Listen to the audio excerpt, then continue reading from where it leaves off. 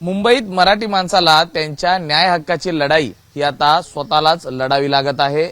एकीकडे कल्याणची घटना आपण पाहिली, ज्या पद्धतीने मराठी कुटुंबियांवरती हल्ला झाला याचा निषेध साधा कुणी केलेला नाही। मात्र दुसरीकडे याच मराठी कुटुंबियांसाठी मनसे पुन्हा एकदा धावून आलेली आहे। माझ्यासोबत बोलण्यासाठी या ठिकाणी मनसेचे नेते अविनाश अभ्यंकरजी आहेत।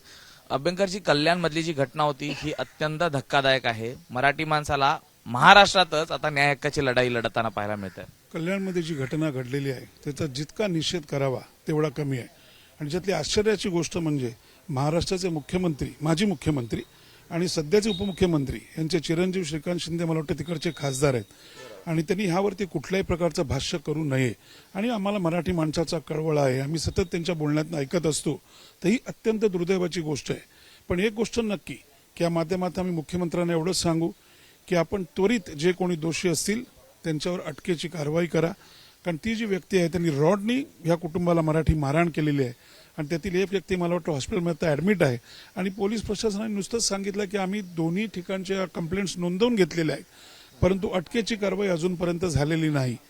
एक गोष्ट मात्र नक्की की त्यांना 24 तासात, जसं आमच्या जिल्हाध्यक्षांनी सांगितलेलं आहे उल्हास भोईर, की 24 तासात त्यांना अटकेची कारवाई झालीच पाहिजे आणि त्याचीच आम्ही आता सगळेजण वाट बघतोय। आणि मला नक्की खात्री आहे की पोलीस प्रशासन ह्यामध्ये त्वरित कारवाई करून तो जे कोणी दोषी असतील त्यांना अटक करतील आणि कठोरातलं कठोर शासन त्यांना होईल।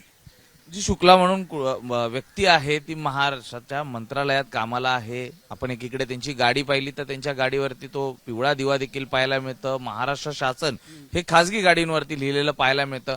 या संदर्भात आपण कसं पाहता की तिकडे देखील चुकीच्या म्हणजे नियमांचं उल्लंघन केलं जात आहे, दुसरीकडे त्याच जोरावरती अशा पद्धतीने कुठेतरी दबाव टाकला जात आहे। हे असल्या प्रकारचे दिवे लावून आणि मंत्रालयात मी कामाला आहे हे सांगून जर एखादी व्यक्ती दादागिरी करत असेल तर आम्ही राजसाहेबांचे महाराष्ट्र सैनिक आहोत आणि मग त्यांनाही कळेल की राजसाहेबांचे महाराष्ट्र सैनिक काय करू शकतो वर्तमानात किंवा भविष्यात मराठी माणसाकरता।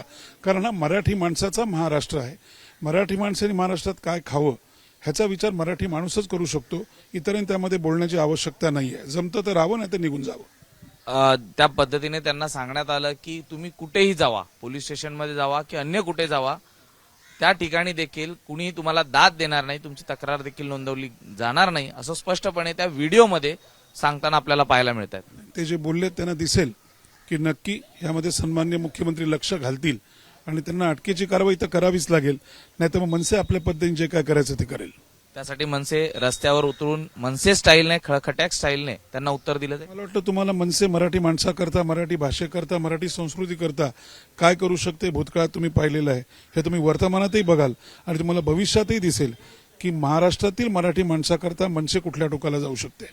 आणखी एक विषय असाच गंभीर आहे, तो म्हणजे मुंबईत जर प्रामुख्याने पाहिलं तर मराठी माणसाने काय खावं काय खाऊ नये यावरून ठरवलं जातं की त्याला त्या सोसायटीत जागा द्यायची की न द्यायची। दुसरीकडे पार्ले टिळक जी एक संस्था आहे ती देखील अशा माध्यमातून मराठी माणसाला घरं मिळत नाहीयेत मुंबईत यासाठी लढताना पाहायला मिळत आहेत। हे सगळे प्रश्न घेऊन नेमकं आपण सरकारकडे कधी जाणार आहात, काय उपाययोजना संदर्भात काही करणार आहात का? मला वाटतं यावरती राजसाहेब ठाकरे गेली 17 वर्ष भांडत आहेत।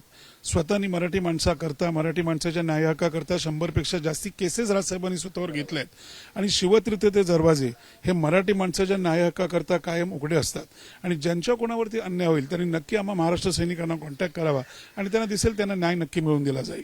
परंतु मुंबईतून इतरांची दादागिरी खपवून घेतली जाईल। इथे फक्त मराठी माणूसच त्याचा पहिला मान असेल, इतर त्याच्यानंतर। सर, आमच्याशी बातचीत केल्याबद्दल। तर नक्कीच मुंबईत ही मराठी माणसाची आहे आणि त्या ठिकाणी मराठी माणसाचंच पहिलं ऐकलं जाईल आणि त्यानंतर इतर सुस्पष्टपणे नाश अभ्यंकर यांनी आपली प्रतिक्रिया दिलेली आहे। व्हिडिओ जर्नलिस्ट विजय देसाईसह मी सूरज सावंत, एबीपी माझा, मुंबई। एबीपी माझा, उघडा डोळे बघा नीट।